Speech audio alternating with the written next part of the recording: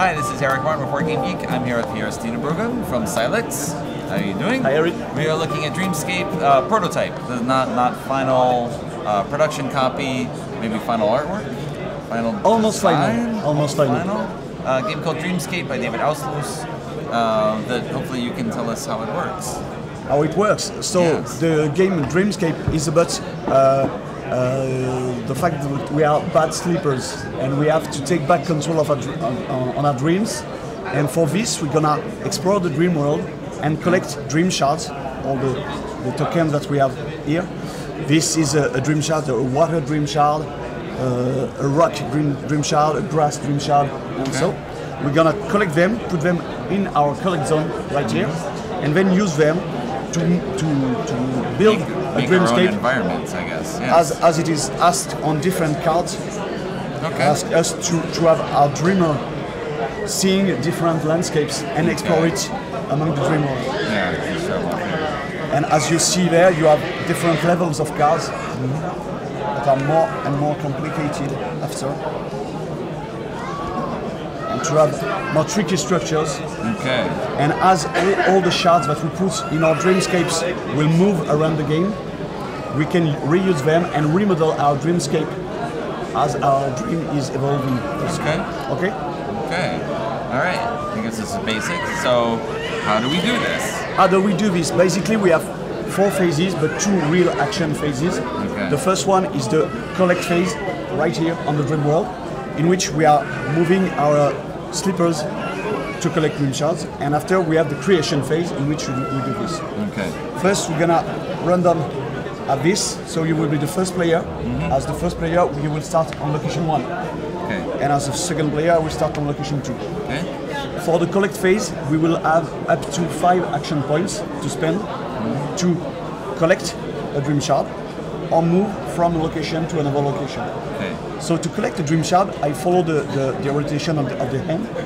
So I take this one in my collect zone for 1 point. Okay. For another point, I can move there. Take these 2 ones, so 4 action, and finally move there, 5 action. Okay. Okay. At the end of my turn, I put it, I let it done, and Mr. Nightmare move. So this example is not good, but let's assume I finish my turn here. Okay. Mr. Nightmare will follow me there, and then I will take 1 Nightmare shard and put it in those slots. Okay. Okay. To lock out the area. To lock out the area. Okay. The thing is that when I'm moving around the dreamscape during my turn, if I have the collect color linked to the key shard of the location, I can move for free. If I'm here, I have already a gray shard, so I can move here for free. No action point. Okay. Okay?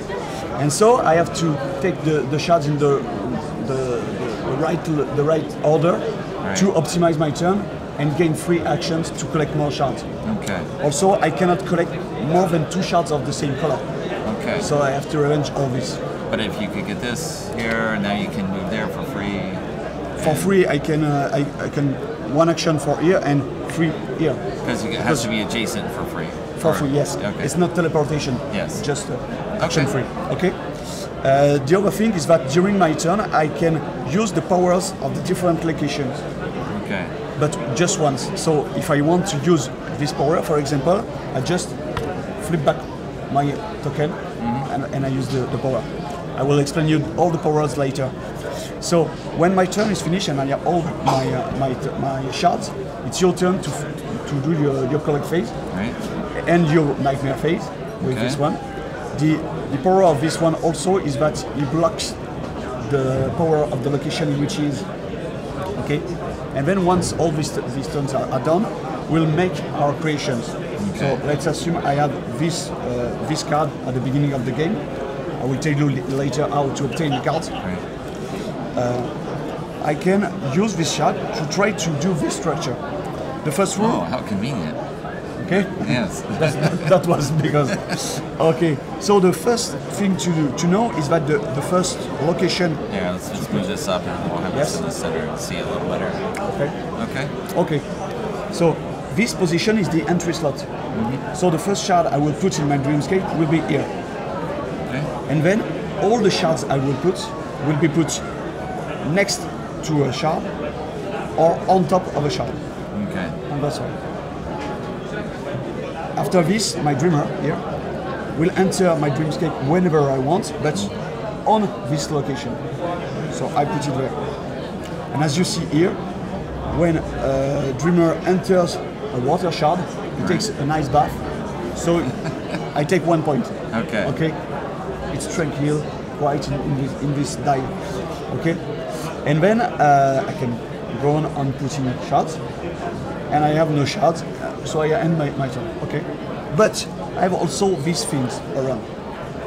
The first, all these things are to be used with shards that I can discard to obtain these powers. Okay. Every time I have to discard a shard, I discard it into the bag, meaning that I change the numbers of different shards into the bag. Right. Okay. The first one, the white shard, will be to move my dreamer 1 shard away. Okay. The second one is with a grass shard. Thank you. This grass shard can be discarded to have a tree. Okay.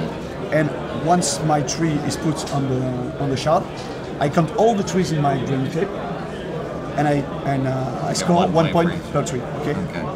So let's assume I do this. Also, I can, if I have 2 shards of the same color, I can discard them to obtain 1 shard of another color. Okay. Of my choice. I choose into the bag. Okay. Also, I can discard 3 red shards, the nightmare shards, to have 1. And it will be more tricky to get rid of them because I am limited to collect 2 shards of the same color per turn. Right. So it could be a problem. And for the red shards, at the end of my turn, all the red shards in my collection must be in my Dreamscape. I cannot just move them away. And I cannot put anything on top of it. Okay. It would be always solo on this slot. Okay. At the end of the game, each red shard costs me 3 points.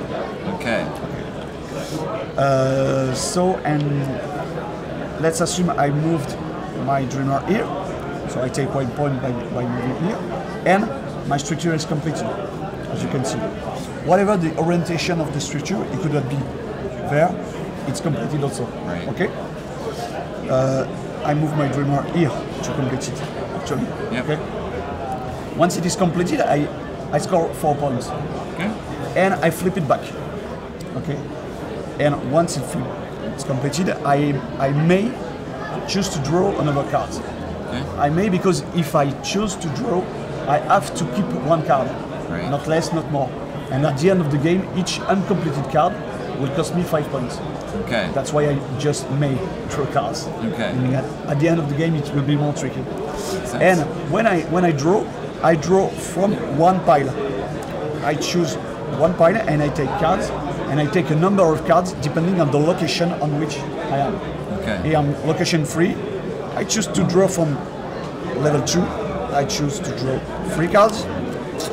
And among these 3 cards, I will select 1 and keep it. As you can see, I have many things that have similarities between the cards. So let's say I take this one, okay? The other one I put back into the pile. Okay. And now I can try to do this structure.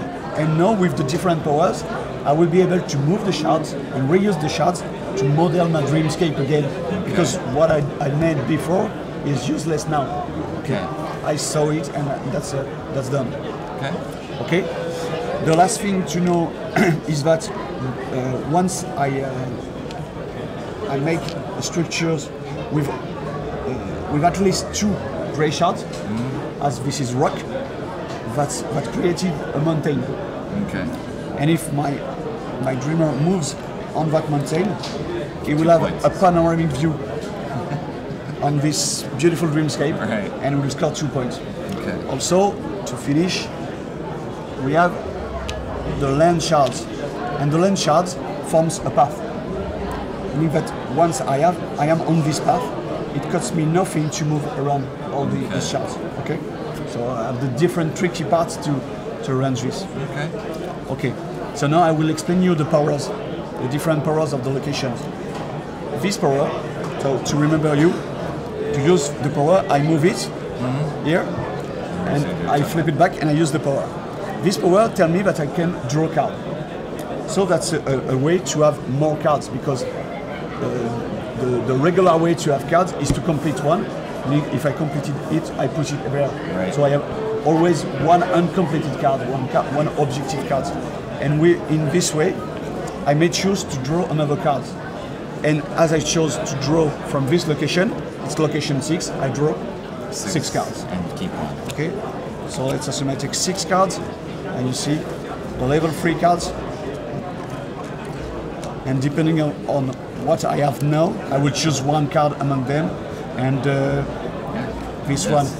Because they. Absolutely.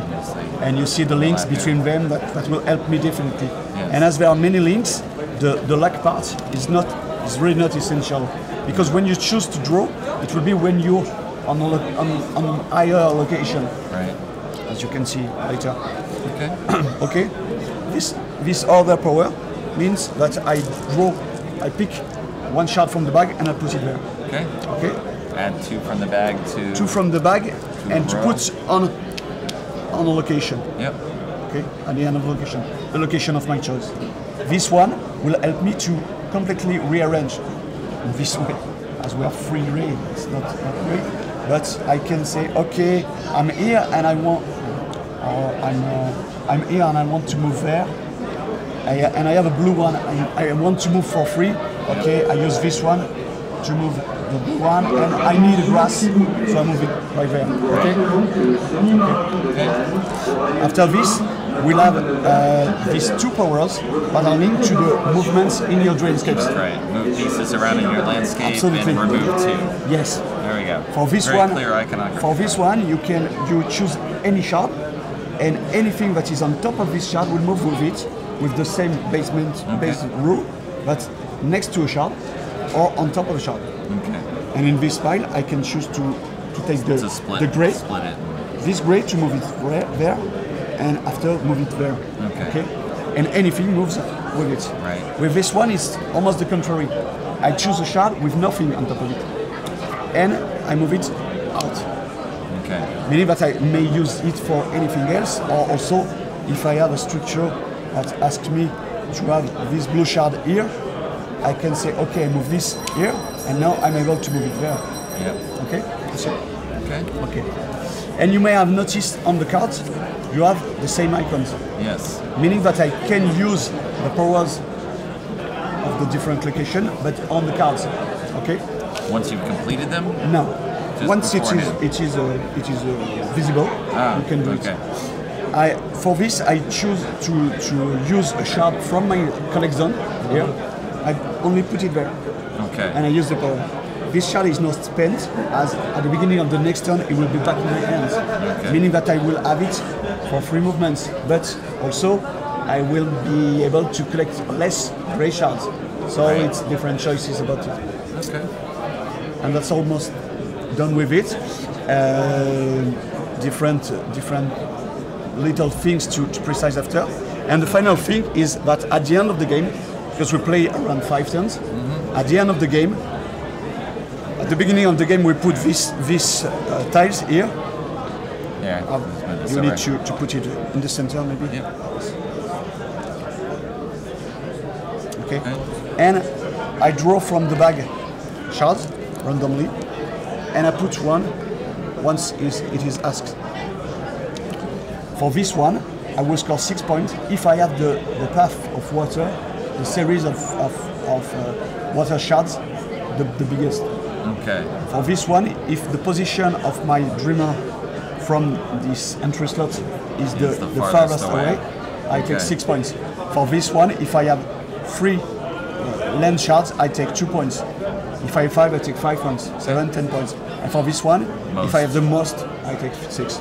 And as you have different tiles and different colors, all the games will be renewed by this. Okay? Okay. And that's almost all. All right. Here we go. 2 to 4 players? 2 to 4 players. Okay. And as you have the different amount of red shards into the bag at the beginning of the game, and the number of shards you put at the beginning of each turn will depend on the number of players. You have the same tens regardless of the number of players. Right. Okay. All right. thank you very much, Pierre, for the overview. Dreamscape, coming out. Coming out on Kickstarter on the 27th of March. Okay. With many other things and possibly many small expansions and things to enlarge the dreamscapes and the nightmares in it. Okay, and ideally out before the end of the year, out before the end of 2018. Almost, yes, something like this. You have to precise the schedule of that. Yeah, it depends on what is in it. Yes, I suppose, also. well. All right, thank you very much, Pierre. Thank you.